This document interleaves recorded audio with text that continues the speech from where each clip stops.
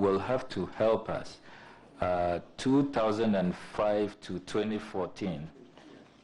Yes, page 2, leader. Sorry, Chairman, still on the page 2, 1960 to 1968, you, by indication, are giving us that you used just that period to finish primary school and middle school. You want to offer an explanation for that? Well, those who used to write command trans, so I passed command trans in Form 2. All right, thank you. 1968 to 1975, both O and A level. Yeah. 68 to 75, that's 7 years. O level and O level to 73, and the A level. You don't think that we ought to have segregated that to know that there's a time period you spend doing O level and then this time period? Well, I don't think that lumping it together is helpful. Okay, Mr. Chairman, I take your suggestion. Yeah, thank you, leader. Mr. Chairman, page 3 of the CV, you have 2005 to 2014, Managing Director, Greenshield Hospital, you're also Managing Director, Free Air Farms Limited. Can you tell this committee how you disengaged and what you have been doing since 2014? Because there's a 2-year gap that is unaccounted for on your CV. Thank you. Mr. Chairman, if you can refresh, I didn't get there. Yeah, page 3, your first entry, you have 2005 to 2014, Managing Director of 2 companies, Greenshield Hospital and Free Air Farms Limited. We want to know how you disengaged because you indicate a terminating period of 2014, and that will mean that between 2014 and now, your CV does not account for the period. Can you please let us know how you disengage and what you have been doing since 2014, please? Well, 2014, I retired from my own hospital and handed over, I'm proud to say, to my first son, who is here. He's also a doctor. So, of course, I was practicing actively, but I was not legally in charge. And then as for the farms, well, it's in the informal sector, so I've been doing things informally since 6th form when I acquired my first farm. So 2 o'clock after hospital, I'll go to Besibema, my North Med farm. The following day, I might go to Sewayo, my cocoa farm. The following day, I have a schedule. I'm proud to say I'm a workaholic, and sitting here, I'm fidgeting.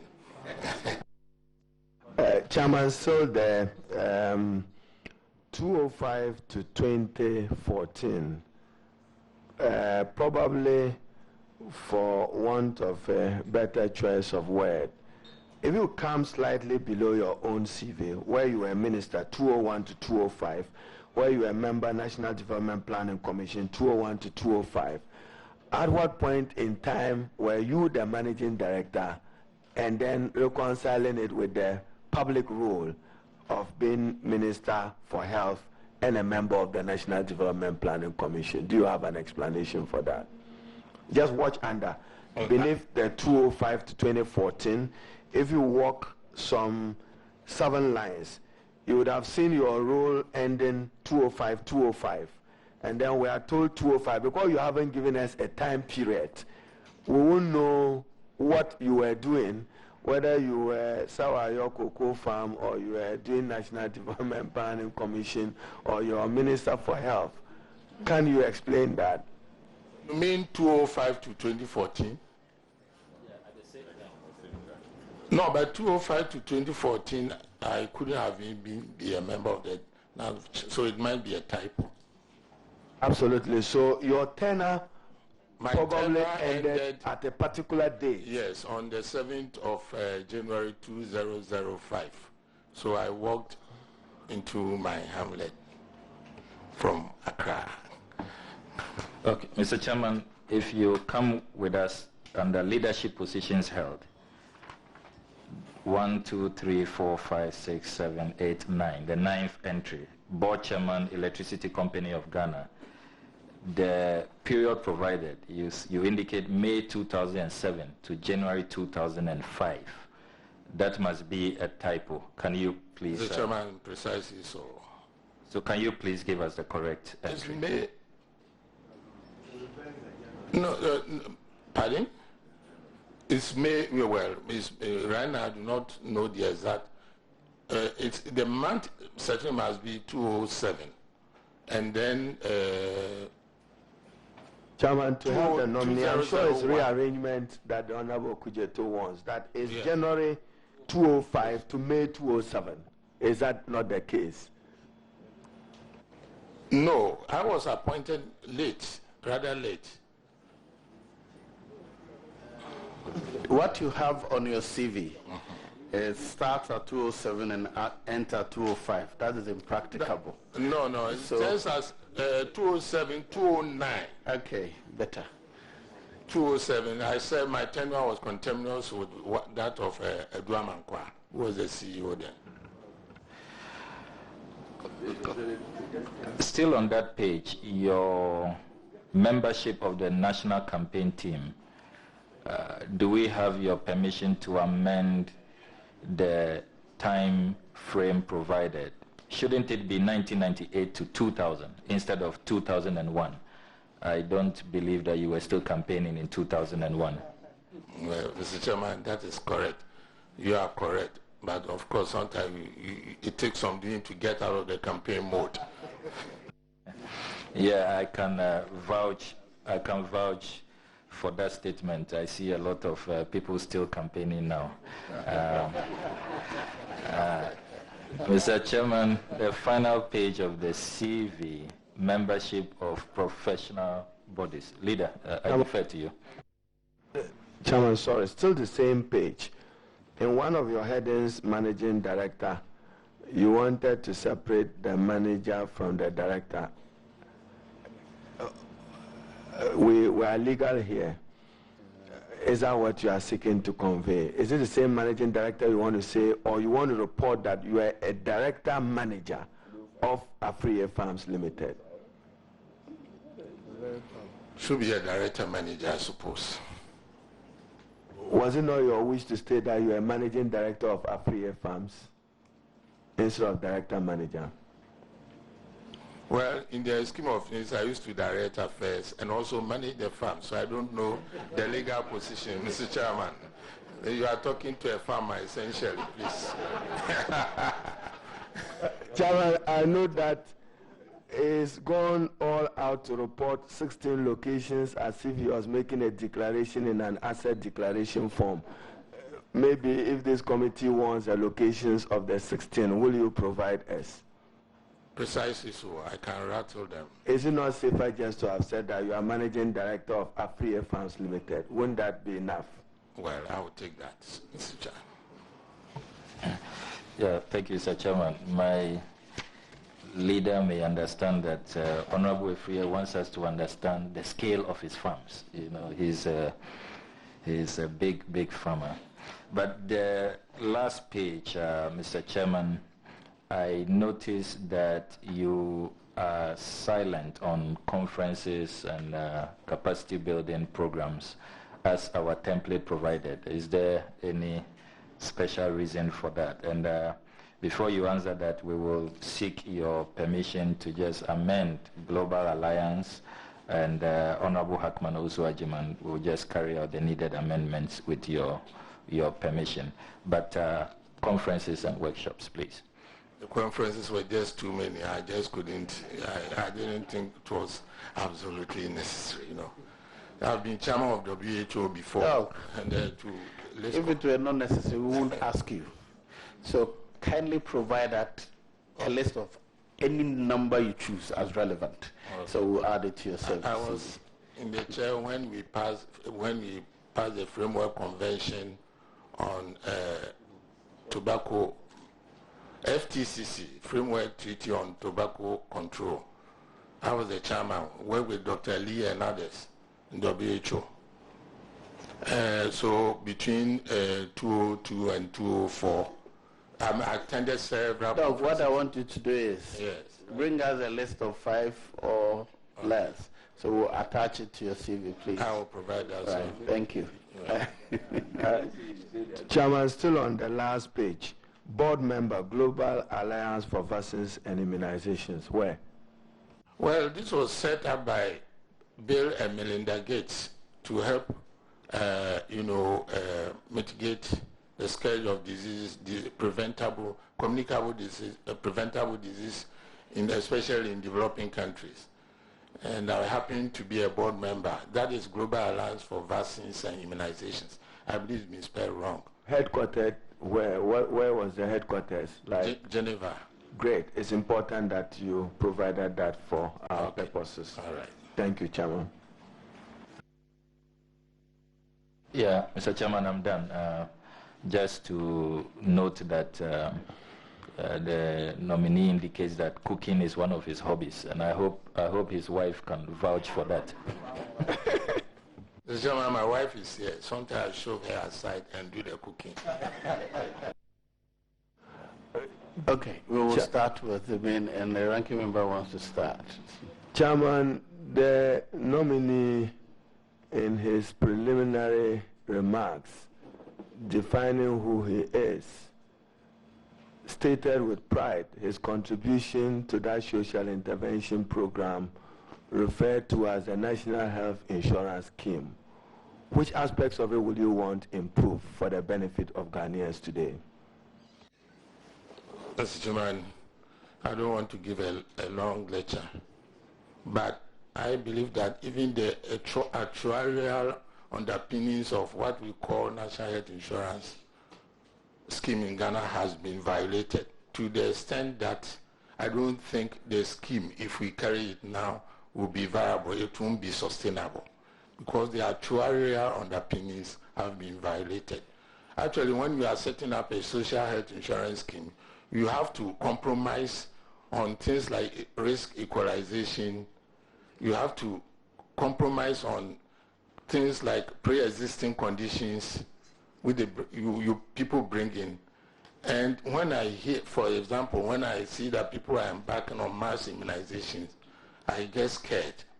So what I want to say is that we have to look at the policy document, we have to look at the law, and then fine-tune it and make sure that we are abreast with what is trending in the contemporary world. Beyond that too, then the implementation. Fortunately, I have been a policymaker. I've defended the bill into an act, and I'll even be a provider. So I can speak from all perspectives. What is happening out there is not what is being intended by the policymakers. So there's a huge gap between what is happening on the floor, especially from the provider's perspective, and even, I dare say, from the managers of the insurance scheme.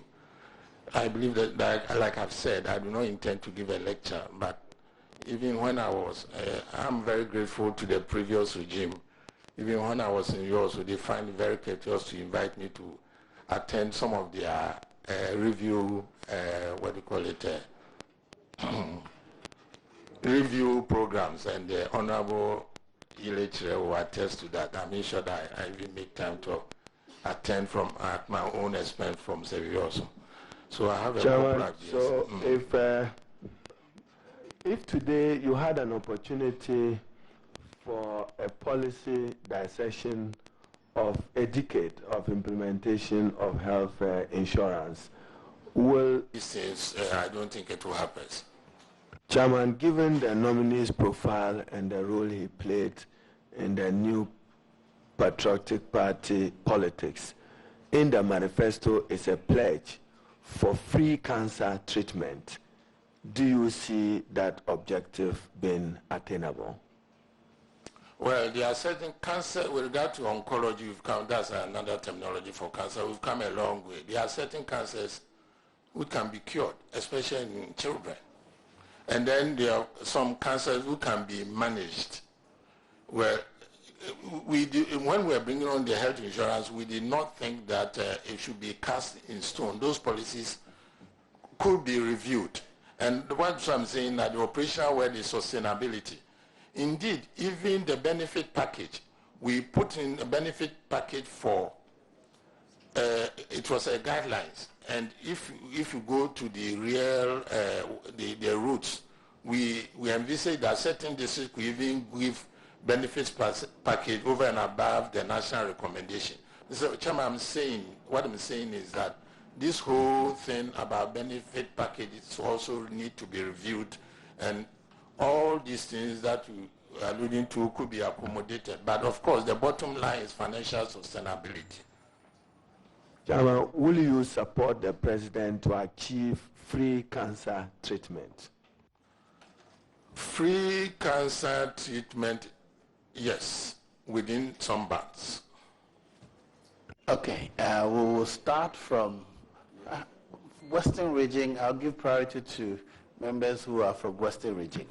And if they are not enough to cover the 6 from. And so, what are the Western Region MPs? Kujo, right. Only. After him. He is not here, so okay. Honorable Kujo, let's start with this. Okay, thank you, Chairman. But Chairman, let me find out this. Since I happen to be the only MP from you have only 2. How many questions can I ask? Can I ask? 3. Okay.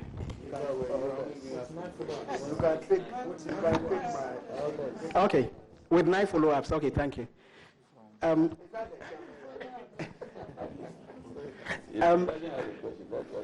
Honorable Western Regional Minister Designate.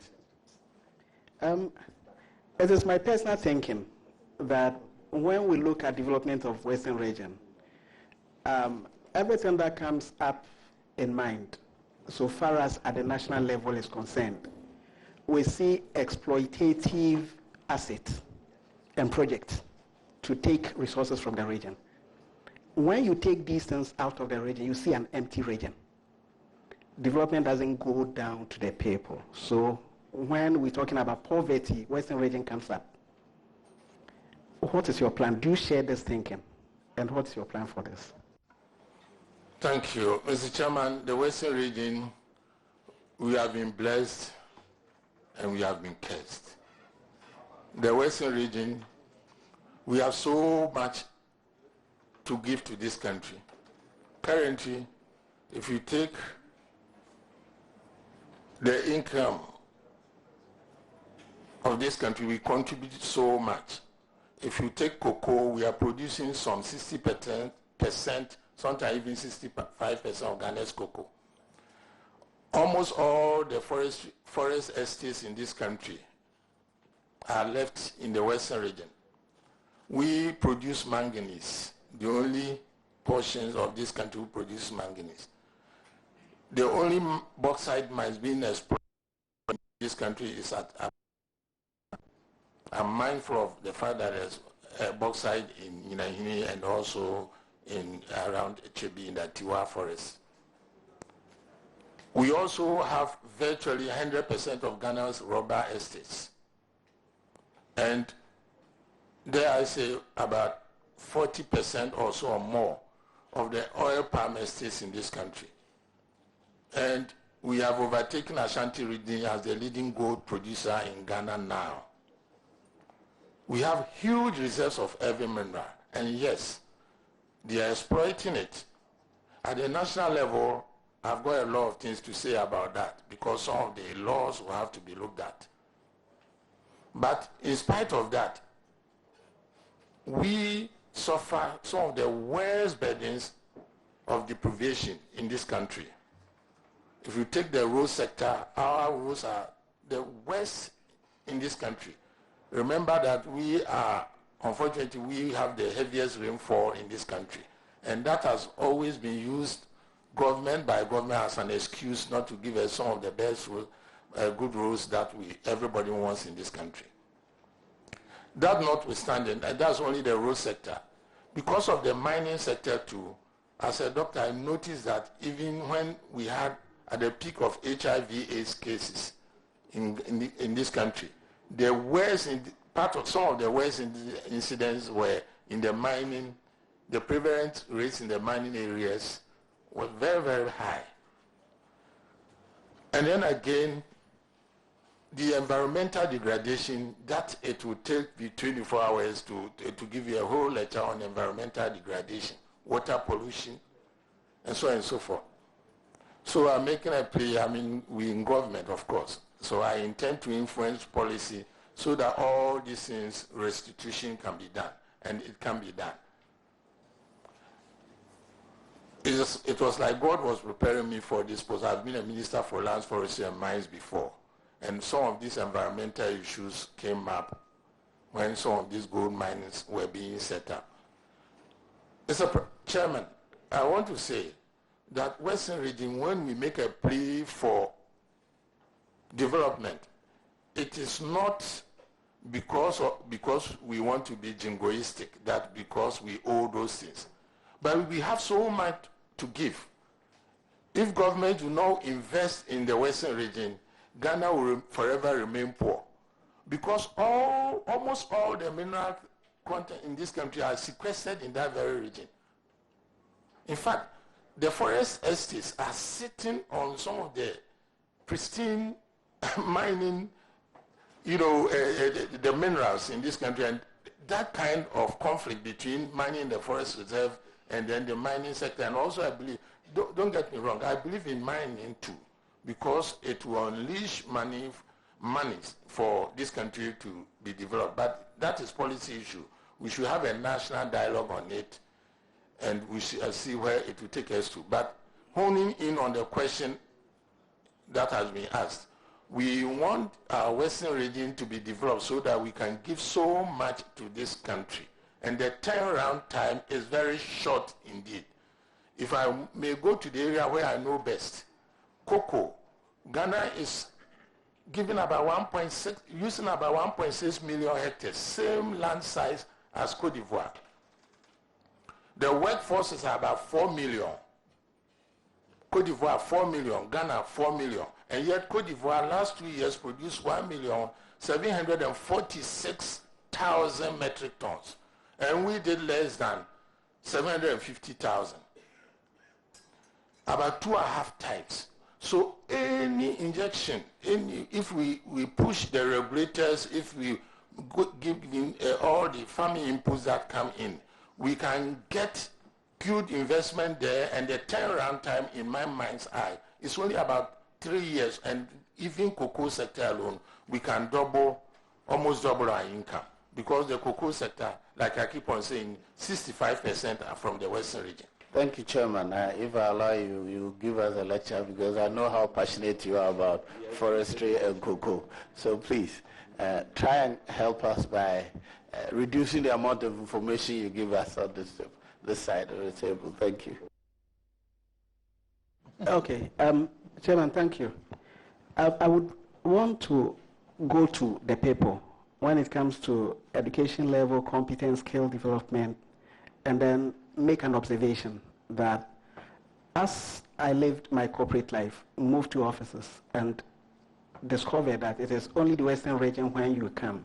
The offices are flooded with different languages. You go to others, it reflects the people of it reflects languages of the indigenous offices.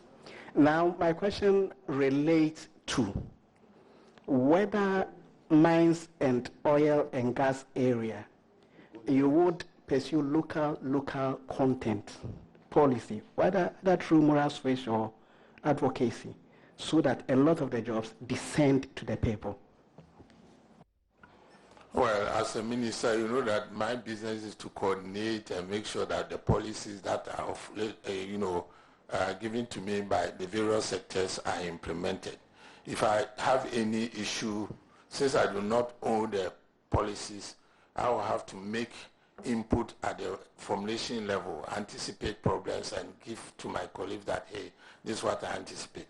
But once policies have been streamlined and I believe that it's okay, I will have to make sure that they are implemented by the various districts. And as a regional minister, from my from my bearing, I'm sure you'll be fair for me to say that you surmise that I will not be a static minister. I would love to go to the places where the action is and make sure that policies are implemented. So yes, local content that we're talking about, unemployment is one of the biggest problems that we face, particularly the youth. And in some of these industries, we have to make sure that the local content policy is carried out. But of course, there are certain conditions precedent. If you want local content, then you have to treat your people. So training of people in various industries that are springing up, we have to make sure that the various agencies that are in charge. So I will have to do advocacy, go to schools, and with, of course, people who are competent in those areas, and then paint a picture up to the young people, the opportunities that they have, so that when you are pushing them to go into that kind of local content areas, nobody can stand in your way and tell you that your person is not qualified and so forth. Thank you, Mr. Chairman. I'll go back to facilities and make an observation, quick one, that you're in the farm, cocoa farming. Western region possibly produces the largest chunk of the nation's cocoa. There is cocoa house in Sunyani, cocoa house in Kumasi, cocoa house in Accra. Where is cocoa house in Western region?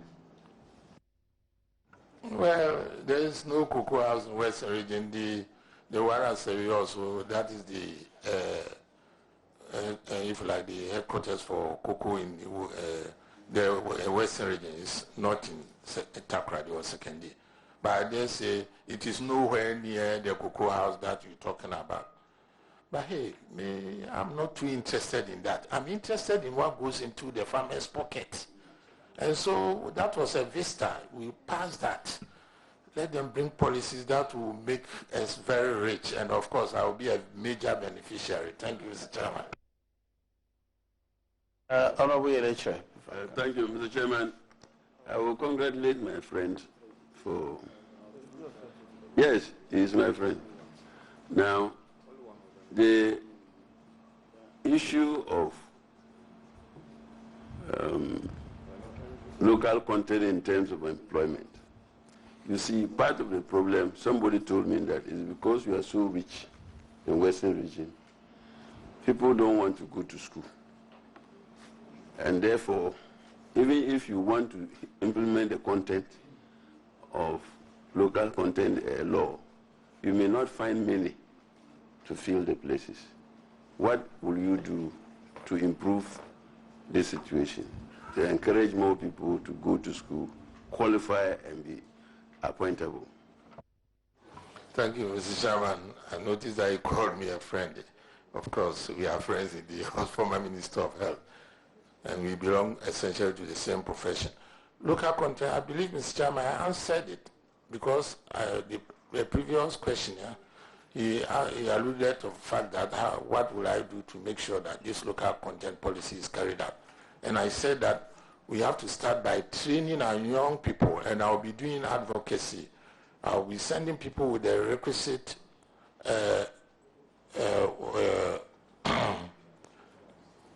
excuse me, Mr. Chairman, the requisite qualifications so that they will play role models. I can imagine myself going to, let's say, Service Sanyra or Wasa Fojo Chrome and tell that this person came from here.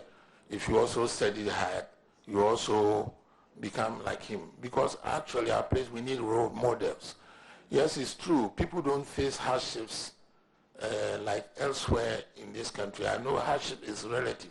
Our place there's hardship. But even if you are very, very angry, I dare say that, excuse me, if we went to the bush, the secondary forest, we could even harvest some cassava farm which has been abandoned. So people tend not to view education as something because they always have a fallback position. But I must say things are changing very rapidly these days. It's not entirely true. If we are ossified, let's say about a decade ago, you have this impression. But I noticed that schools in Bodi and others, if you compare the DEC results, you see that they will compare to anywhere in this country. So we are coming up. So everybody should watch out. Western region, this is our golden era. Thank you, Mr. Chairman. Yes, Mr. Chairman, as a regional minister, you have serious concerns about security. In Western region, particularly, almost every week you have cases of murder, cases of, and of course, the outstanding issues of chieftaincy disputes. What are you going to do to reduce the incidence of these reports? Mr. Chairman, it's true. Security is a big problem, and is identified two areas: chieftaincy, so that there's civil strife. But I want to see the empirical evidence. There's chieftaincy problem all over this country. So some of these things are anecdotal. They are not supported by I want to see the statistics. That notwithstanding, anecdotal or not, it is not good enough. So under my tenure, I'll make sure that I can see myself liaising in the case of chieftaincy, Honorable Kofi Jamisi, chieftaincy, and then if you look behind me, you see that the Reigional House of Chiefs, they are supporting me. I was born and bred even a palace, a royal palace in Seri. So I have my ways with chiefs, and I believe that I can leverage and make sure that some of these problems are solved. As for the strategies, I cannot divulge it to even this committee. But trust me, I'll do something about it. And then with regard to murders, recently they are related to especially mining, the mining industry in area, whether legal or quasi-legal or frankly illegal. Again, the details cannot be said at this committee. But I will liaise with the security agencies. They should be up and doing. There are several things that impede them. We'll make sure that those constraints are removed and that they do their job. I believe they have the capacity to do it. Thank you, Mr. Chairman. My last question goes to you in reference to the earlier question asked by the minority leader or ranking member. You participated in many of the exercises for the review of the National Health Insurance. The last one, we were there together. Now, recommendations were made. Do you think that the NPP government should look at that document which was produced as a result of that for any review of the National Health Insurance Program? Thank you, Mr. Chairman. Absolutely. Even though that is not my remit, we are in government and anything.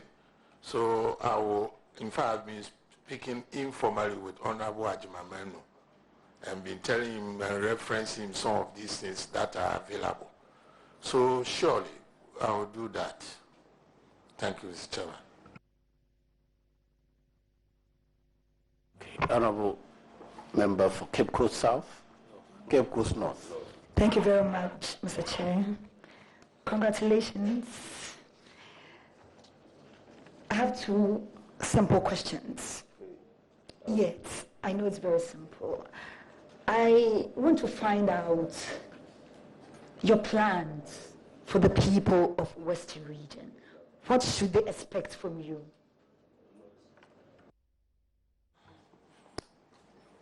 First, from my background, I know rural advocacy will be one. So I will do lots of advocacy. It might interest you that those who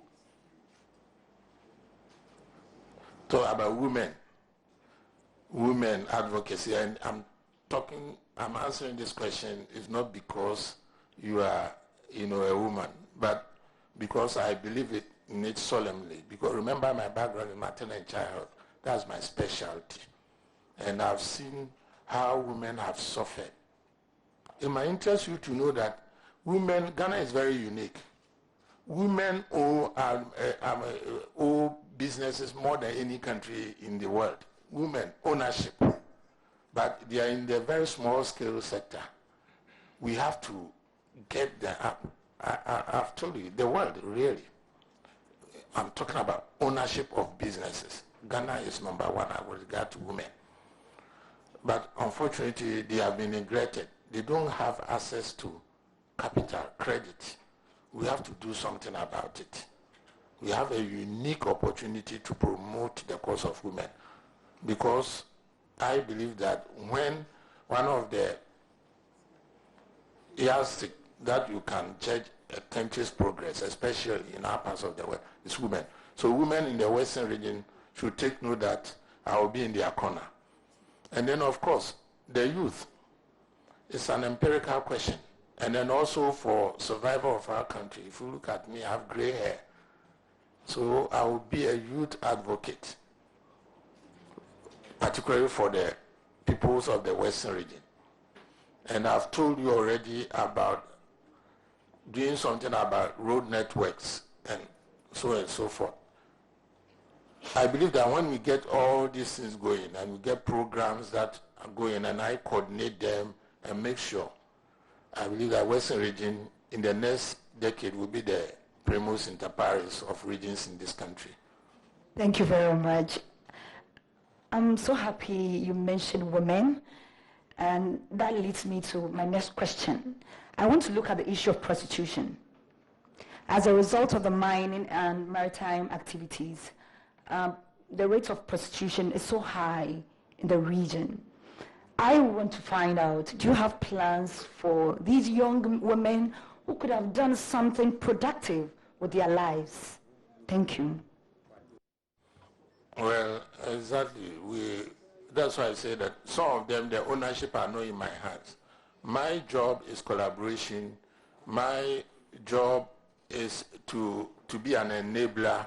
My job is to go to my colleagues, women and gender ministry, and make sure that some of the programs have an issue I can input into it. Of course, they will owe it, like I've said.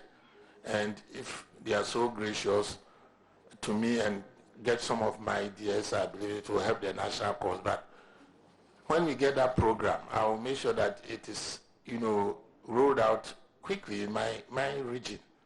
It's a big issue. Prostitution per se, I do not put moral, I don't submit to any moral thing, but that aspect about diseases, especially, and the human degradation thereby, that is my concern. But of course, that value judgment about prostitution, that's why I leave it to the larger society. So I will do my best. Thank you very much, Mr. Chairman. Honorable Barbara, I have a follow-up. Chairman, with your permission, will the nominee further to the question that our colleague asked? There is a nagging problem in the Western region about child prostitution and child labor and forced child labor in the Western region. What will you do to fight to eradicate this social menace in the region, particularly child labor in cocoa farms? And you know you are a good farmer, and I assure us that you are not using children in your farmers' workforce. Thank you, Chairman. Mr. Chairman, I'm happy to announce that some things get said and then people talk about it anecdotically. I happen to be part of a study and I was actually interviewed by an NGO. You'll be surprised that child labor per se is not a big issue in the cocoa industry in Ghana now. If you want, you have to segregate the cultural dimensions of, our social setup from what people label as child labor. That's why I've told you I don't want to give a lecture. The way I started getting interested in cocoa, if I have not gone through, I will not have been a farmer and be interested in it. But remember, if I may use myself as an example, I was able to pass common entrance and got a scholarship and got one of the most prestigious schools in this country, St. Augustine's College. and that was a Saito school. So that child labor thing, especially, I don't know about other areas, especially in the cocoa industry, I'm happy to report that is largely and grossly exaggerated in this country because it gives our country a bad image. Please don't accept it like that. You can cite me because I'm there. It's not entirely correct. Then, of course, I can concede that in the emerging galamsey industry, that one we have to look at it. But again, we have to do some studies before we go there. As for that, it's illegal. So that is my take on child labor, especially in the cocoa industry. Chairman, regrettably, with all respect, I cannot take the nominee as my authority on the subject. I know the U.S. Department of State, particularly DOL, the Department of Labor, have even downgraded Ghana, with the Ministry of Interior and the Attorney General is well aware of. And they cite child labor in the agricultural sector, and in particular the cocoa sector. Whether real, imagined, or perception, what will you do to eradicate the menace? Well, if it's perception, then there's nothing you can do to eradicate it. Then we have to educate those who are labeling us as such, because I take strong exception. I'm on the floor, and I take strong exception. In fact, this study that was done, I know an NGO who came to her with all these preconceived ideas. He wanted to find evidence of child labor. We went to Besibema, no. Cheri, no. Fojo Chrome, no. Redu Chrome, no. A free young quanta, which is not related to me, no. So, please, what I'm saying that this government is an image problem, and which is intertwined with our cultural values. If you come to my village, and about 4 o'clock, you find a child turning the cocoa over. I do not classify it as child labor. Virtually all children, one empirical evidence. So, nominee, sorry, doctor. So when you use your own son on a farm, it's not child labor, but what labor? When you use, it depends upon how you use your son for. Your son is going for exercise. He doesn't carry heavy loads. It's weekends. He wants to accompany the father to the farm instead of loitering about in the village and engaging in mischievous things. But when he accompanies me to my farm, I don't put any load on his head. He comes and we crack the cocoa, we ferment it, and he's turning the cocoa over around 4 o'clock, and rain is threatening, and he puts a tarpaulin over it. I don't classify that as child labor. Even if the child was below the working age, legal yes, working because age? In America, children also do domestic chores like washing plates and whatnot. I'm really, really happy about the stand you've taken on this matter. We are allowing people to use their cultures to define the way we live our lives here. And I would like to see people like you standing up for what is Ghanaian, not anybody's evaluation. Anyway, we will go to Nilanti. Well, thank you very much, Chairman. Doctor, congratulations. My first question flows from the issue of deforestation and mining. You're going to be the chairman of RESEC when approved. I traverse the Western region a lot, and I see the harm that illegal mining is causing to our river bodies, the Prada and Cobra and the rest. I always cry when I get to people so and see the water turned into like a cocoa drink. As the chairman of the RESEC, what are you going to do significantly to reduce the harm we're causing to the water bodies in the Western region? Thank you. We have to have recourse to the law. Enforcement. We have to do a review. But on the other hand, we have to draw a balance between legal mining and illegal mining. We cannot abolish the mining industry, Ghana's economy will sink. But there are illegals out there. The law itself and the policies emanating therefrom will have to be looked at, because some of them are unenforceable. The thinking, the antecedent thinking behind deforestation and also illegal mining is not even correct. For example, when I hear that a farmer says somewhere and then Galamsey people come and then mine and devastate his land or his farm, that is not correct. It's the farmer who rather goes to the Galamsey and say, come and do some little prospecting whether this place is rich in gold. And then they sell it. But because cocoa farms do not bring so much income to the farmer, and most of them are old people, they are ready to let these illegals come and do the farms.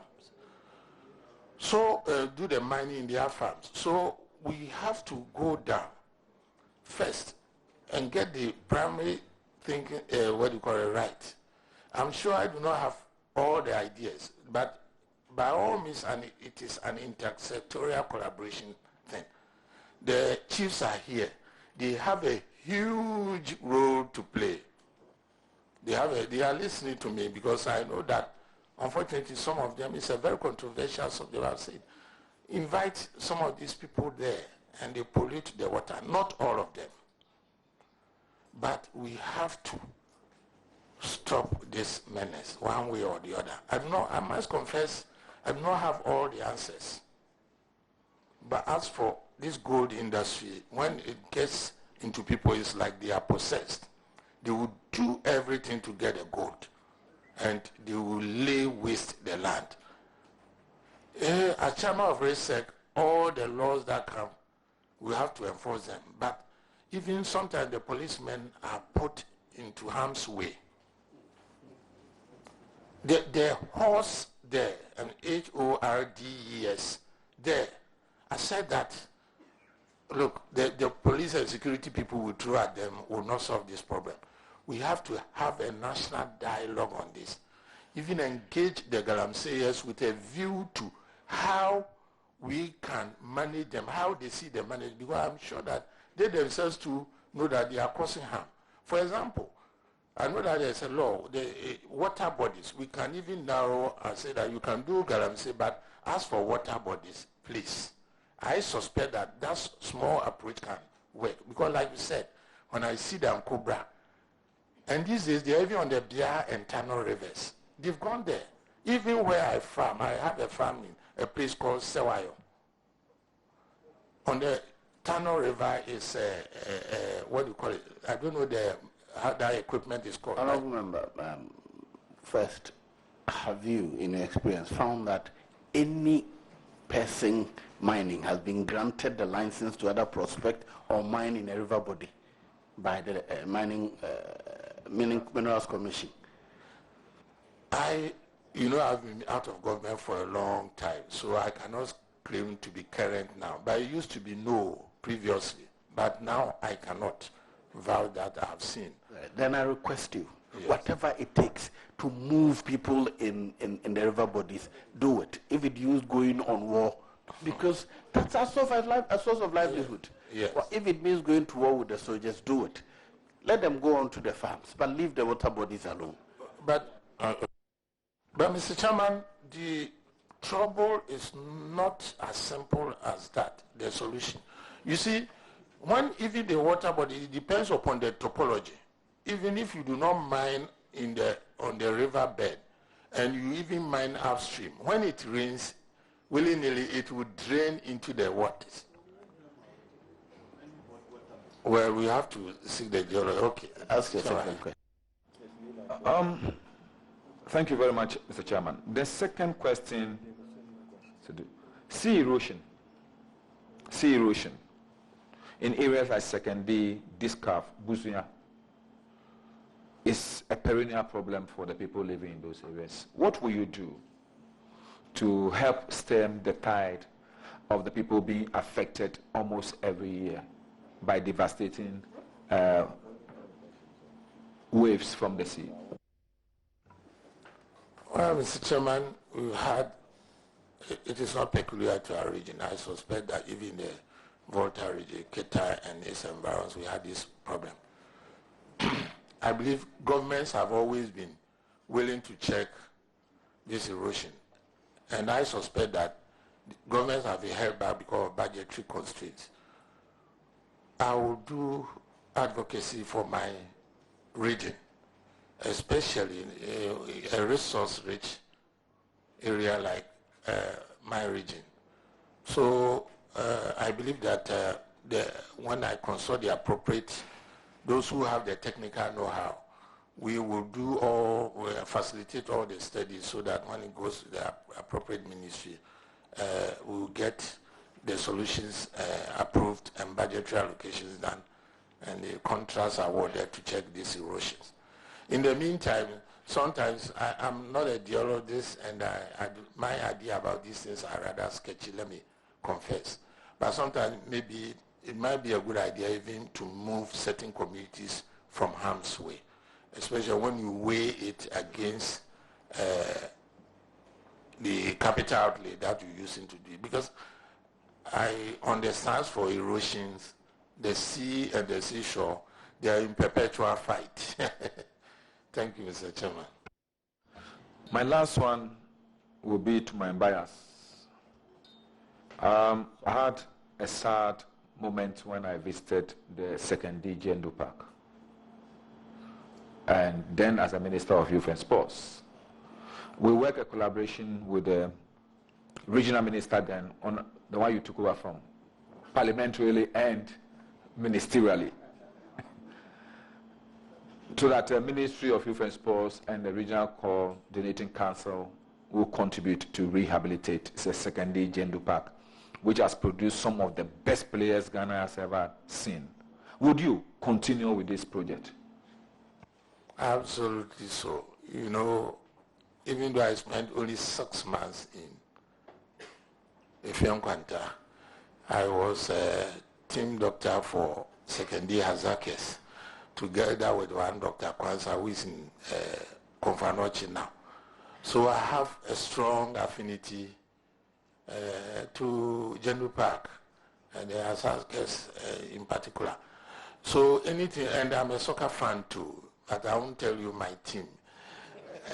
There are two teams. You can guess which one I support. Everybody knows I'm a Phobian fan. Phobia? Yes, unashamedly so. Not secondary Hazakes. Well, I used to support them, but halfway. Since childhood, I've always been a Hasselhoff fan. How did you share your heart between the two? Well, at that time, you know, the issue of Hazakes, I understand that even the acronym Hazakes was a breakaway team from Hasselhoff, and they used their first initials to form Hazakes. So it doesn't stand for anything if you want to know. So by supporting Hazakes, I was partially even supporting Hasselhoff in some way. Yes. So yes, Mr. Chairman, Gendu Park, I don't think it will take too much to rehabilitate it. So I will look at it and then see that it's implemented. Honorable Apia. Thank you, Mr. Chairman. Congratulations, Dr. Honorable Dr. Efrege. Doctor, there is the general assertion that we have a number of untapped tourist sites in the Western region. If given the nod, what do you envisage could be done to enhance tourism in your region? Thank you. Thank you, Mr. Chairman. Very fortunate. The Minister for Tourism is my compatriot. And whereas I keep on saying, okay, let me leave that one. I believe that having been raised in those forestry areas, got so much to give to the tourism industry and then this country. If you go to my area, you find the Kukwasui Forest Reserve, which is rather unknown to many Ghanaians. Game and wildlife in Bia, the Kukwasui Forest Reserve. and then we have this Ankansas Forest Reserve. So as for the reserves, I've always said that the pristine ones are in the Western region. And then you come to the cultural side. There are a lot of festivals that are celebrated in the Western region, which are known to Ghanaians. Where I come from, I live among the Sefis. When it comes on, they pick some of the rich cultural artifacts that we can have in this country, some dating to the 17th or 18th century, the 17th century, and they parade them. Again, when we come to the cultural scene, and still in the forest, the biodiversity that there are several species that have not even, botanists I'm aware, have not even seen or even chronicled. So Western region holds a lot of tourism potentials. I believe that is perhaps the last frontier, if I may put it that way, because that place, because of the nature of the roads, tourists who are those parts of this country were limited indeed. And of course, when you're talking about forts and castles too, people think central region. But you see, you go to this cove, you go to several places, there are several forts and castles which have been left and they are in ruins. They need serious rehabilitation. And they also tell the story of Ghana. So there are so many potentials there. If you're talking about wildlife, some of the rare species that are left in this country, the others are extinct. But we find them in our forests. So, Mr. Chairman, we've got so much to give to this country in terms of tourism. And as a minister of the region, I will liaise with my colleague, because I'm sure she knows a lot about what I'm saying. And we will promote tourism in our region. Thank you, Mr. Chairman.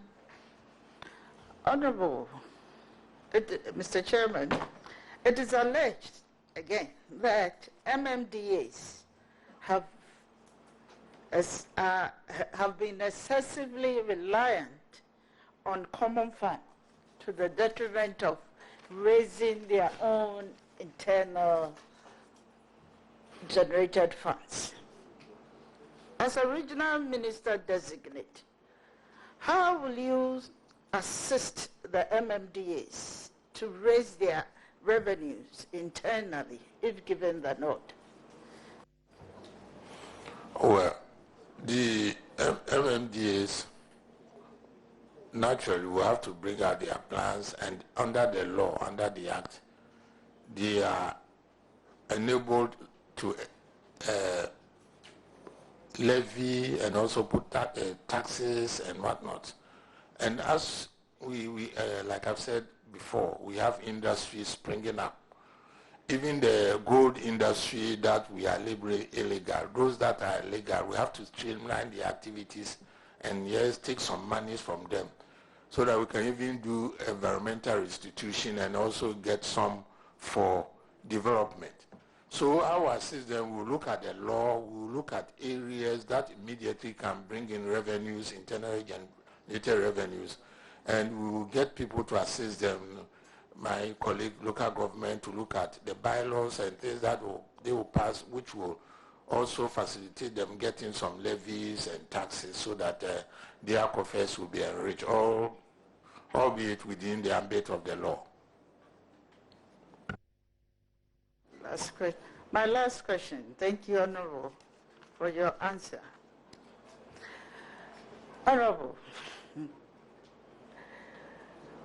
what will be your strategy to ensure that the entire fisher-folks who have currently started enjoying pension scheme are registered in your region? Thank you.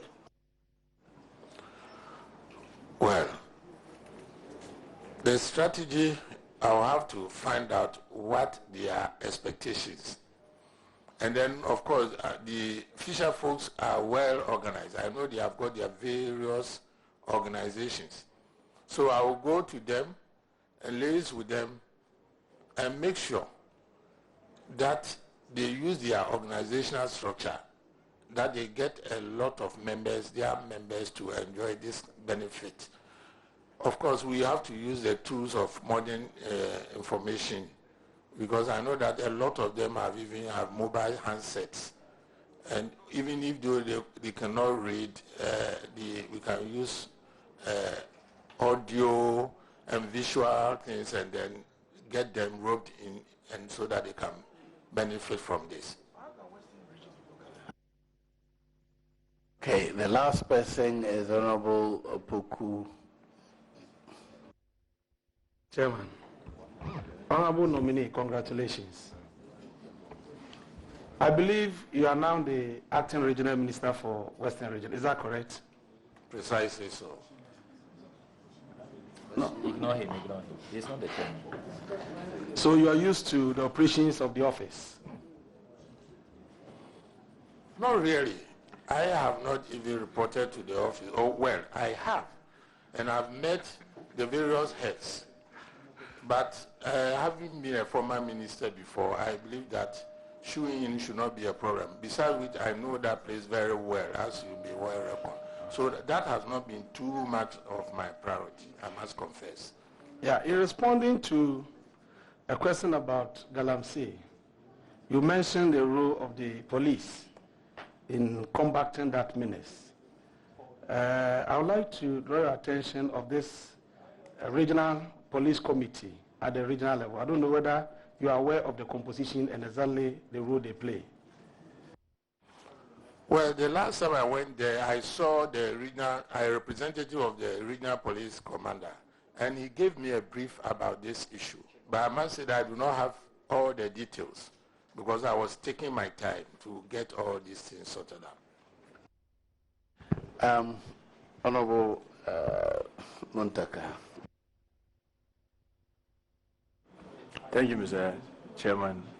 Let me congratulate our colleague for the nomination to go to the Western region. Mr. Chairman, in an earlier question to the issue of the child labor, I just want to show you the work that a group did, even though they were all foreigners, and what they said. I'll just read the results.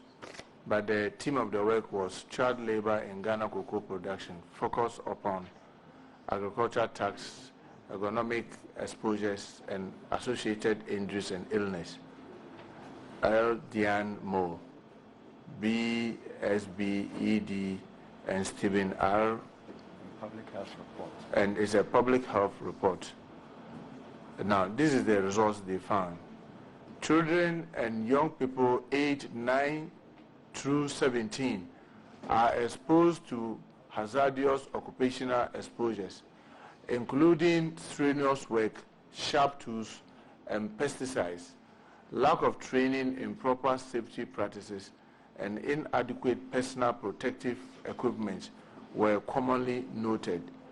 Injuries and illnesses included musculoskeletal disorders, sprains, strains, lacerations to the head, fractures, eye injuries, rashes, and coughing. Now, I've been taking a lot of lessons from how to manage my farm, knowing you have been a very successful farmer, but you agree that even the adults, if we all admit, you even buy protective clothing for the farmers, and when it's time for them to use, they put them aside. Don't you think that the result that they've published confirms what you and I know, that even as owners, when we get them protective clothing, whether helmet, whether gloves, whether masks, whether the raincoat, they virtually don't use it, and therefore contributed to the findings of this result? Well, Mr. Chairman, we have to be very careful here. I am not saying that the operational word is empirism. How many, where was the site, when was it the study conducted, how many children were captured in the study and so on, so forth. I'm not denying that you will not get a case of child labor, or for that matter, child abuse, even in any society. All that, what I'm saying is that kind of stigmatization, the child labor thing has got its own cultural dimensions that they will lump all together. Like you've rightly said, pesticide hazard, and the WHO, I preside over that in the developing world. It's a real menace, but it is a menace which is common to everybody, child, adult, and whatnot. It is not because the child, it is because the child is in that environment that he is. Because if you pollute the water body with a pesticide, the child is going to drink it willy-nilly. So is the father or the mother. So it cannot be that constitutes child labor. So so what we're saying, as for the strenuous work, I don't know. You have to be with these people and say that we have to define it. Otherwise, what the school athletics will also be strenuous work. Yes, it's time motion thing. Because me, I go to the farm because I want to live long, and I do strenuous, I climb hills and descend hills. So I don't get it. Honestly, if you don't take care, our children, there will not be any children to take over our cocoa farms. We have to sit down with them and then let's go into nitty-gritty and do definitions. Because I know that they hold the market. Virtually no cocoa is consumed here. I suspect that they might even be doing that to hold the prices of cocoa down. Look, me, consumer boycotts and whatnot, me, I don't, there are a lot of bad things are happening there. I don't want to venture into somebody's, as for sharp tools, you have to do an empirical study and say how many children have been harmed thereby. That's why I will buy it. But as a rule, and again, child labor, that concept has contributed to raising our consciousness about things which were frankly bad for children in the time past. I suspect that a decade ago, if you went to the farms in Sevi, Wassa, Brosa, elsewhere, you will find that some of these elements that you are saying could indeed be true. I do not deny it. But these farmers, and I live with them, they have become conscious of these things. And for me, my number one empirical evidence is that how many children are in school in Bodi and its environs? There will be more than 90%. It's like the national average. How are they coping in school?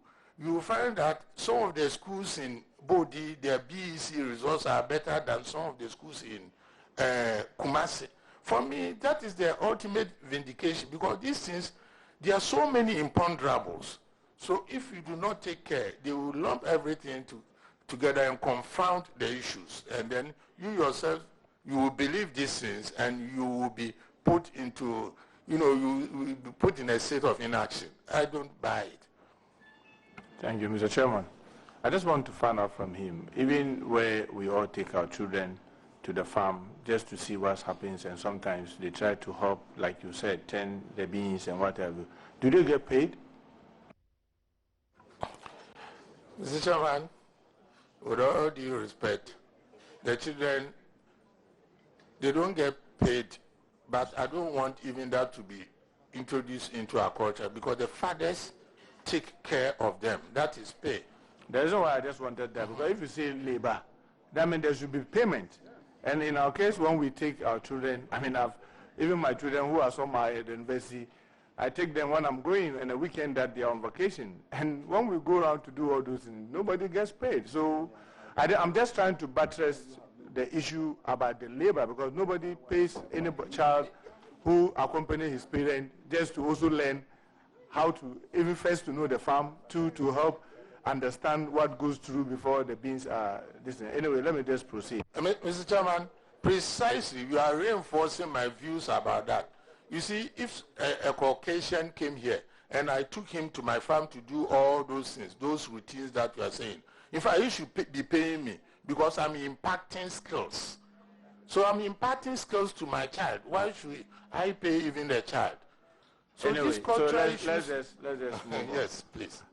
Honorable colleague, I mean, you mentioned, and it's in your CV, you've one time been the Minister for Lands and Natural Resources, whichever. I don't know the title exactly when you were there. But do you remember signing the mining lease for Bogosu Mining Company?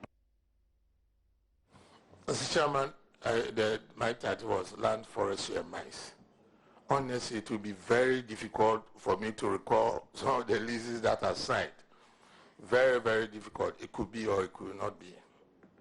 I'm just asking this because, you know, there's a lot of demonstration around Bogosu, Prisia, and I just, since you can't remember, because I wanted to know the basis, how we arrive at, such that there's that direct confrontation. But since you can't remember, let me just move on. Mr. Chairman, around Akontombra and Saura and all those areas, you have a lot of forestry. The natives will go in and start their cocoa farm. The forest officers will just sit and be watching. They will wait when it starts yielding, then now they will come and start cutting them down. What are you going to do to prevent this thing from happening, if given the nod as a minister for the Western region? As I see so, Mr. Chairman, the forest guards should be up and doing. Cocoa farms just don't spring up. It takes about 2.5 years for cocoa to bear fruit minimum. And even for commercial returns, it's still about 6 years. So nobody can tell me that the farmer just jumped into the forest down. The truth of the matter is that the forestry department is under-resourced, and then I suspect there's a deficit in their output too, in terms of what they do. So yes, as a minister, I will have to make sure that my colleague, Lands, Forestry and Mines, some of these are input into his policies, and the programs that he rolls out to control these issues are carried out.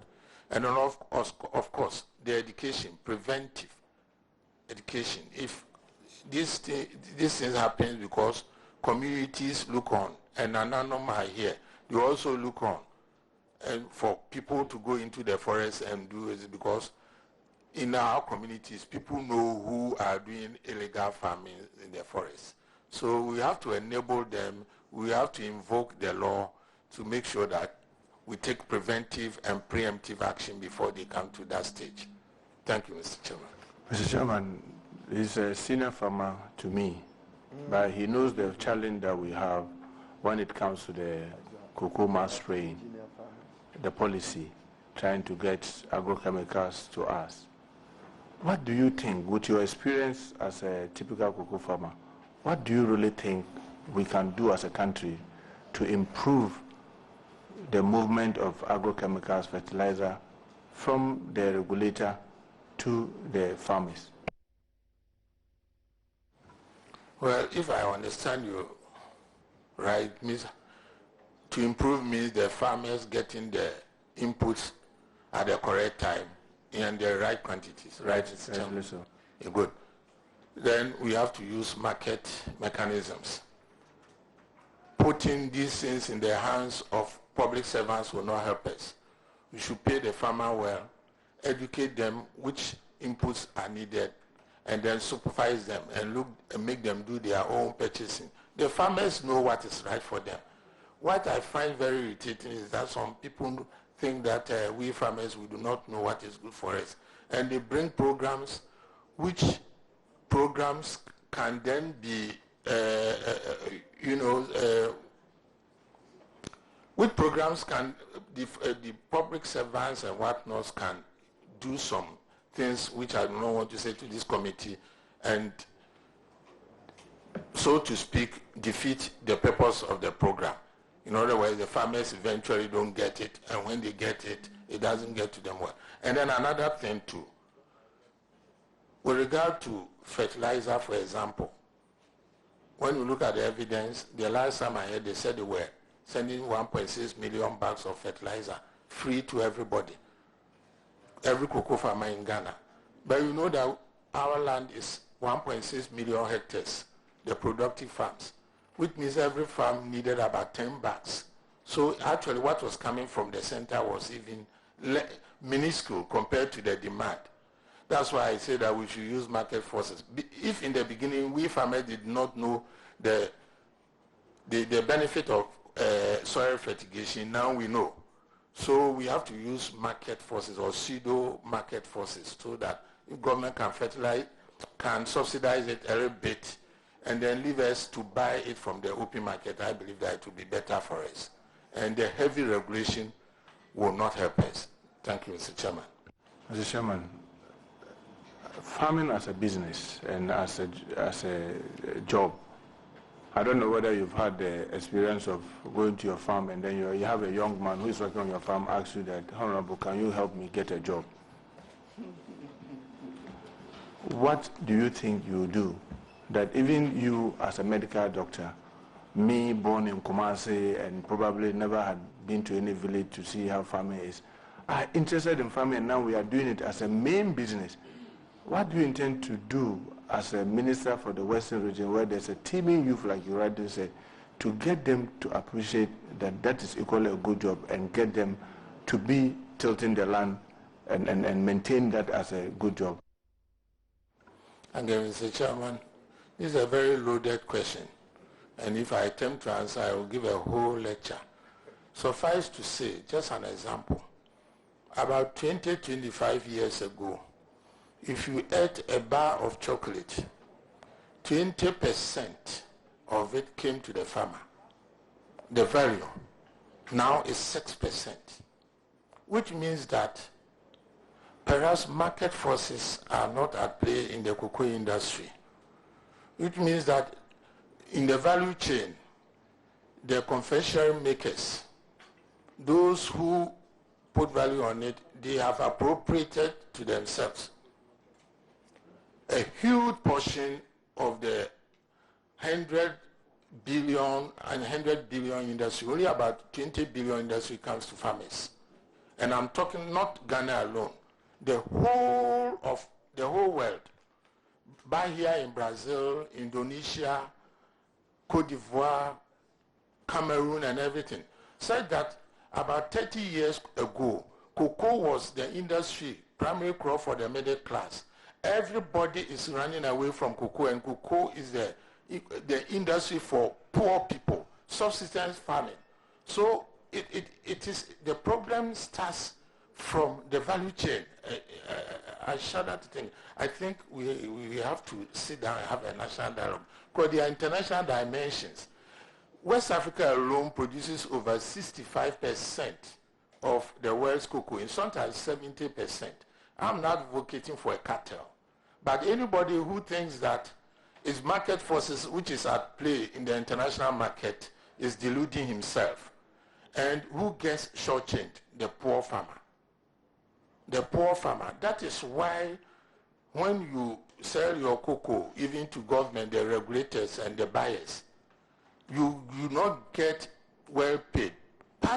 Huge part of the problem is not our government's problem. But of course, again, even we argue that the regulator, and for that matter, government also is even shortchanging us. Because why must we have even cocoa roads in the first place? Why don't we have mechanical workers, what do you call those fitters roads? Why don't we have teachers roads? Why must cocoa farmers alone bear the burden of carrying, doing roads? That money should be coming into our pocket.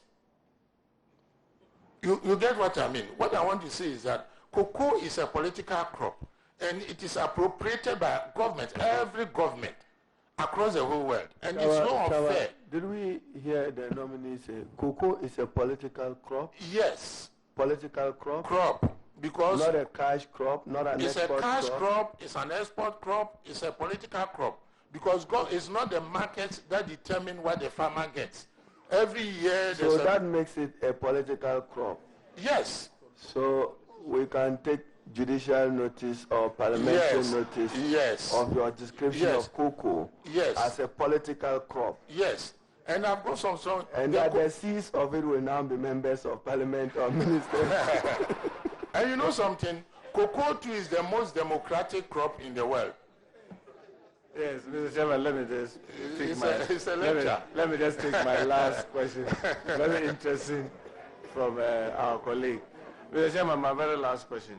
In an earlier answer to a question, you alluded to the fact that, yes, women in Western region and probably part of the whole country, whole small businesses, and they should be rest assured that as you proceed to the region, if this House approves of your nomination, you'll be in their corner.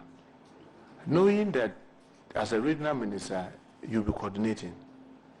In actual sense, not much resources comes to you as a regional minister. How do you intend to do this? Well, as I said, I'll be liaising heavily with the minister in charge for gender. And I know that there are a lot of NGOs, there are a lot of people out there in the world who want to do good. I've traveled a lot. There's excess capital floating elsewhere, and there are people of all political persuasions who want really the effort, their monies, their capital to go to the real people and not pass through people. I intend making an advocate, being their advocate. The word I used was advocacy. I will not have that kind of capital, but it's good if you are very persuasive enough and you talk passionately enough. In my corner in the Western region, I think I can get a lot of things done during my tenure. Thank you. Now, Deputy Chairman. Thank you, Mr. Chairman. Congratulations, Doc.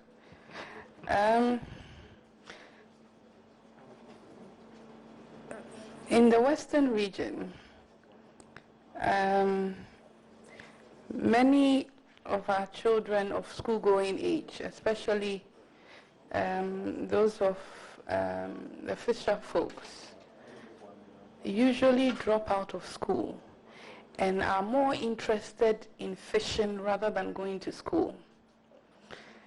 I don't want to veer into the arena of child labor and all that. Enough has been said about it, but the wards and children of these fisher folks, if you're given the nod as the minister in charge of the whole region, what would you do to ensure that these children on the coastal areas of the Western region actually find themselves in school rather than fishing?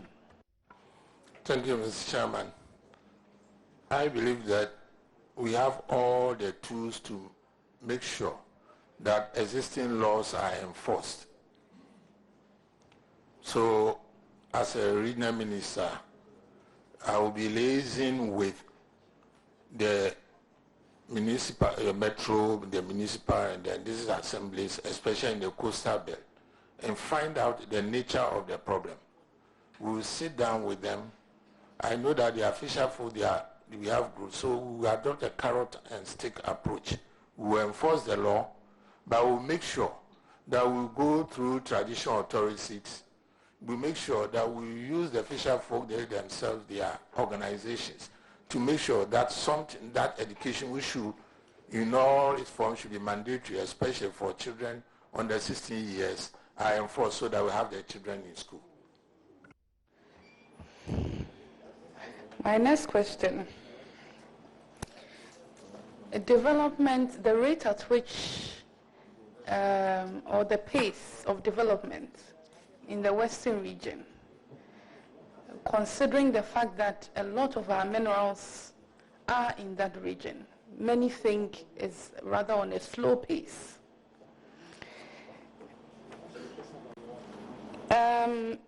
Would you advocate or advise His Excellency the President to give a percentage of all revenues, whether mineral, whether we already have the Petroleum Revenue Management Act that deals with the percentages of how revenue should be shared. But with the other minerals, would you advocate and advise the President that such an initiative be made so that a percentage is given back to the people for development? Well, it's a difficult question. You see, we have to look, one, Ghana is a unitary state. Two, I'm a Ghanaian first before everything. Three, I believe in the Western region because we have got so much to give to this country, primarily. I've said before that when you develop Western region willy-nilly, you are developing this country. The vehicle to develop the Western region then is what you are saying. We know about earmarking and whatnot. So we have to look at it. In fact, as I sit here, if it is feasible, yes, I'll go for it. But we must always remember that we do not also set precedents for other areas. In the short term, within the ambit of the law, because we want to accelerate development in the Western region, I may advocate for that, what you are just suggesting. But we have to be very, very careful about some of these things. That's my view on that, Mr. Chairman. My last one. Do you think that we should, I want your take on it, do you think that we should actually enact a mineral revenue management law similar to the Petroleum Revenue Management Act of 2011, Act 815? Do you think that we should do it we should have a regulatory framework or a legal framework for the other minerals as done in the case of oil? Well, I have perused that, and I cannot claim that I know every aspect of it. And of course, so I may have to look at that. But the point I want to make is that I know I'm aware of what we call the Rio Protocol.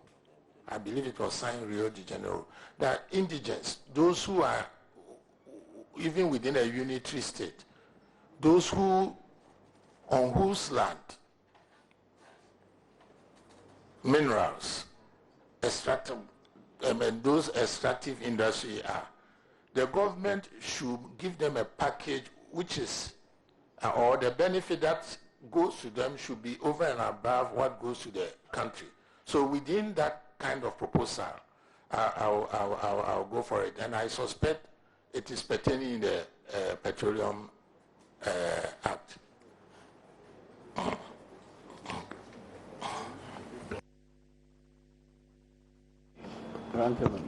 Chairman, thank you very much for the opportunity, and I should join you in congratulating our colleague Dr. Kweku Afriye, who have received the present pleasure to support him in supervising activities in the Western region. Undoubtedly one of the richest in terms of forest and mining reserves of our country.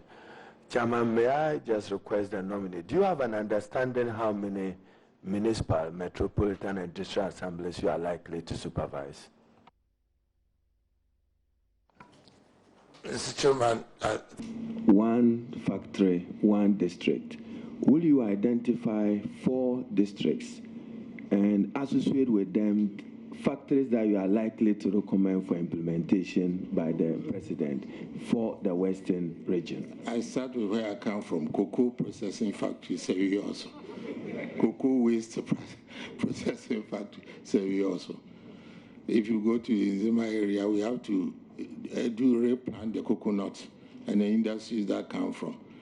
There are existing factories. These rubber estate factories, they have to, you remember, sometimes we said we will not start de novo.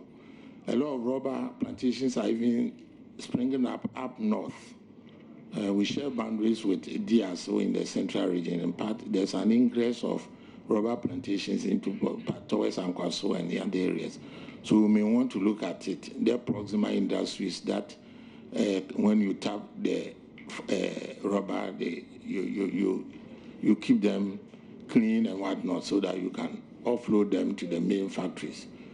But again, people do not also know that we also grew lots of, so let me be very specific. We've got a lot of bamboo. For example, in Bodi district, you may want to consider putting a bamboo processing factory. And then we'll come to the south. Again, one thing that is also not known is that when we go to the Nsema areas, they are growing lots of cocoa these days, so they could also have some mini cocoa processing factories. And then, of course, since we are the end users of fertilizer, organic fertilizer, cocoa waste and whatnot, we can use it. And then potassium from cocoa waste. The cocoa waste, that's the husk, is very rich in potassium. And this, I was privileged to see that some people have been started exporting the amonche to America and elsewhere. We can reprocess them, package them well, and then we'll be off. So, Mr. Chairman, we've got so many things to offer. Thank you very much.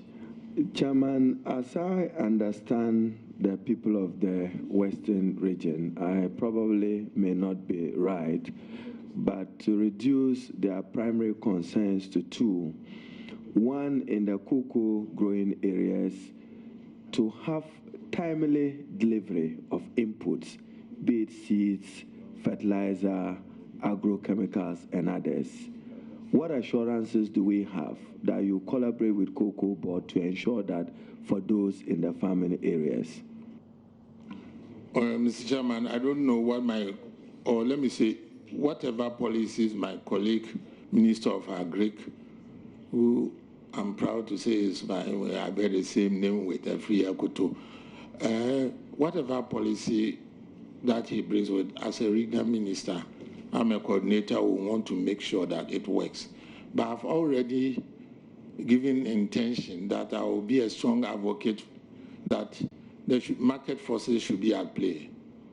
If you let the markets do their work, the fertilizers and the agro inputs will be at the doorsteps of farmers, and all these delays and whatnot will be a thing of the past. Chairman, is a nominee advocating for a liberalized cocoa sector for Ghana? No, not absolutely. A pseudo-liberalized sector, because there are several things that are going wrong. If you did that in one fell swoop, the farmers too will be in a very bad place. So all that I'm saying is that without going into details, I will be seeing my colleague and then some of these ideas that I have. But I will label it as pseudo-liberalized sector policy.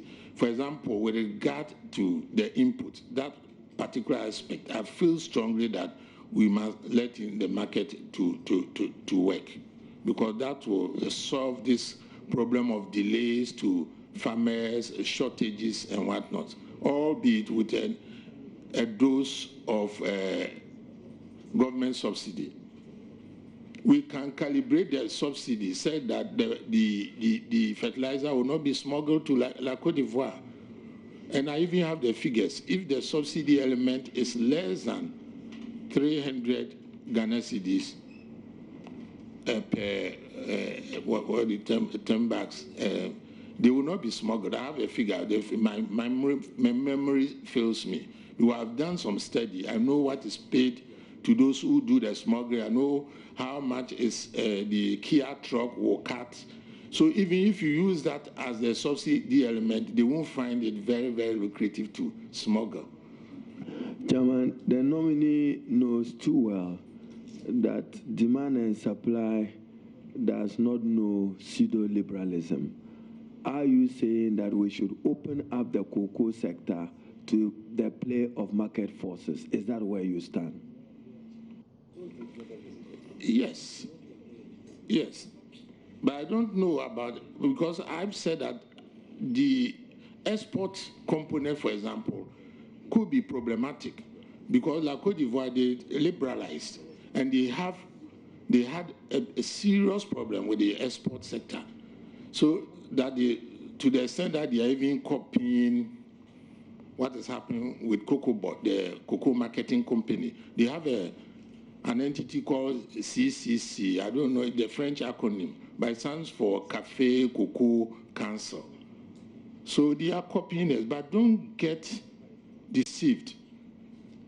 Our system too is flawed in several aspects. That's why I'm saying this committee, I cannot give a lot of ideas. It will take a huge lecture for me to do that, Mr. Chairman. Which petrochemical industrial development are you likely to pursue for the region, given the development of huge quantities of oil and other mineral reserves in that area? Petrochemical industry, well, it's always been on the cards. You know, we have salt, Keta, Adasongo, Lagoon, and others. And then we are mining oil here. I'm not an industrial chemist, but I know that those two commodities, when you combine them, you get, what do you call it? You could go even into plastics and so on and so forth. But let me not stray into an area where my knowledge is rather limited, Mr. Chairman. Chairman, my very last to the nominee is on the road sector. I've seen you share your opinion, even though I disagree with you. Cocoa roads, you are saying there should be fittest roads and other roads. It's important that the motorability of the roads in that area is significant primarily for the reason that you contribute immensely in the production and development of our mineral resources and cocoa. What has happened in the past, I probably haven't traveled there, is that every other year you are told, do graveling, do resurfacing of the road. It is not tarred, it's not completed. A year on, a new contract is awarded.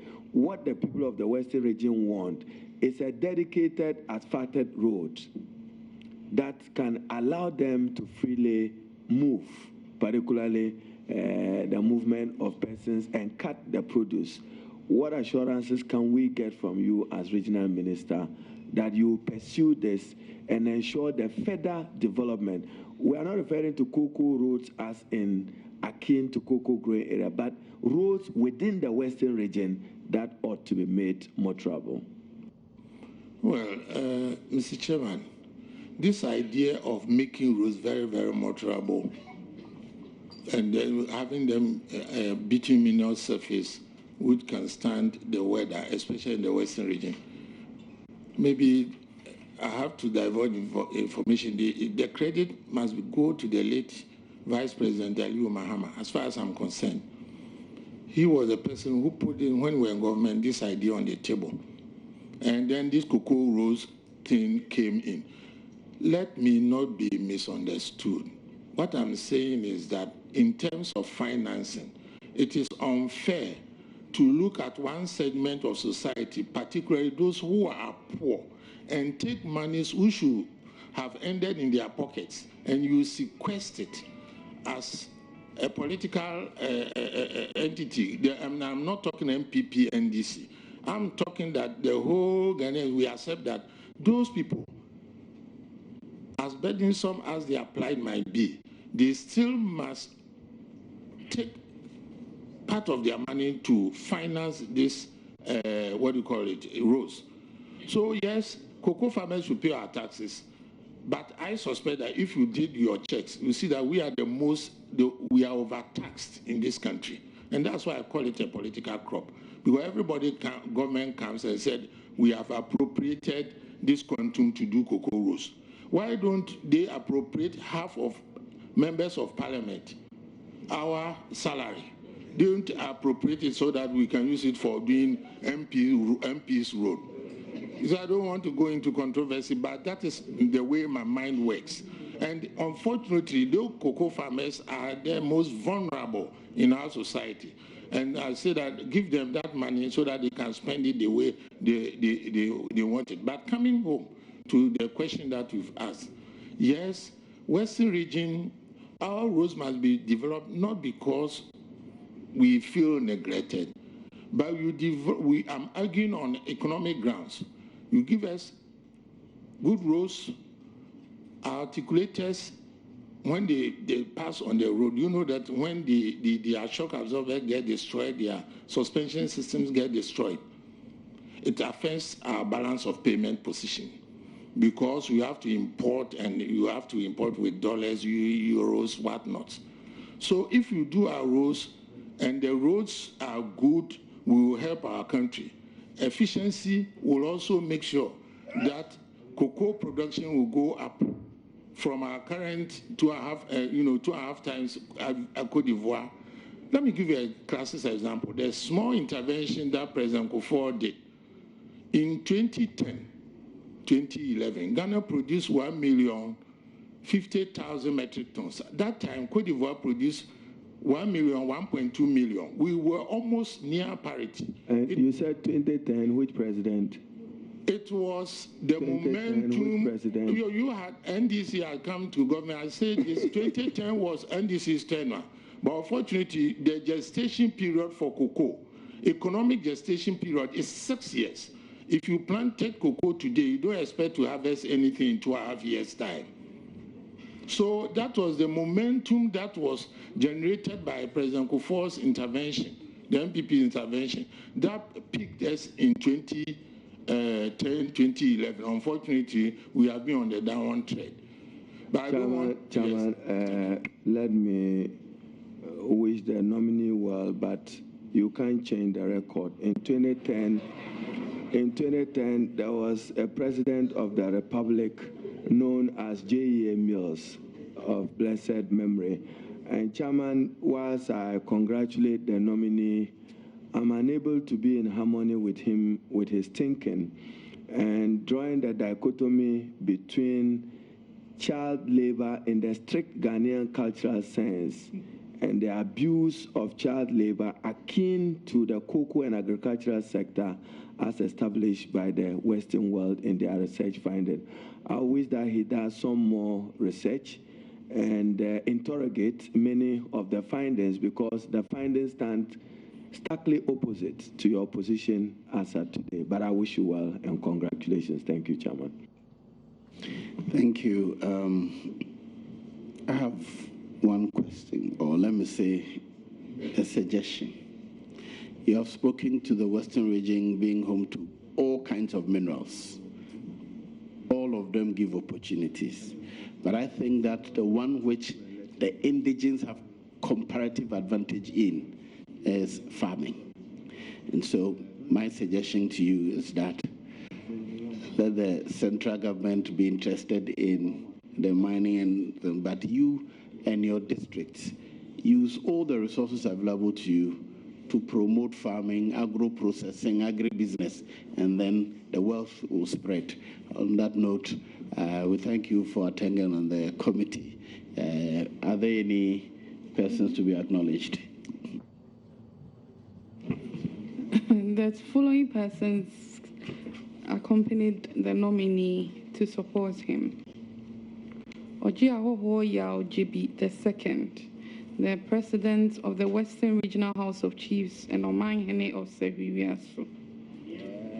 Ariaso. Nana Kwabena Inketia the 5th, Omanhene of Esikado. Nana Hima Dechi the 14th, Upper Diskov Omanhene. Ewulai Amehere, Penyin the 3rd, Eastern Nzema Omanhene. Ewulai Angama Tuyajan, Nana Yao Intadu the 3rd, Konti Hene representing Sevi, Miaso Omanhene. Cecilia Esimia, the mother of the nominee. Patience Efriye, the one and only Mrs. of the nominee. Dr. Kwame Efriye, the son of the nominee. Mr. Dixon Kofi Nketia, Regional MPP Chairman for the Western Region. Thank you. Okay, thank you, all of you who came to support the nominee. You're discharged. You hear from us. Thank you very much.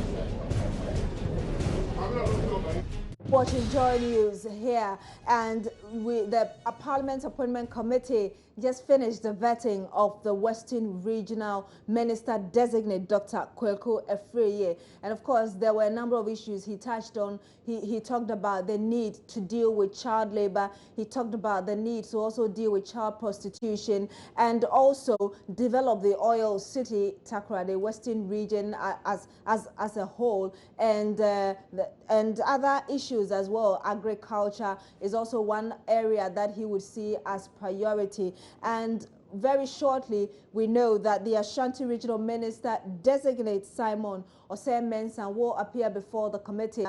The Appointments Committee just finished the vetting of the Minister Designate for the Western Region, Dr. Kweku Efreye. And I was telling you about a number of issues he touched on: child prostitution, child labor, also agriculture will be one of his priority areas as well. And of course, a number of issues that he's been talking about. We are still trying to get in touch with our reporter, Joseph Opoku-Gakpo. We do know that the Ashanti Regional Minister Designate, Simon Osei-Mensah, is next to appear before the Appointments Committee. Let's now try and see whether we can get Opoku-Gakpo. Hello, Gakpo, if you can hear me.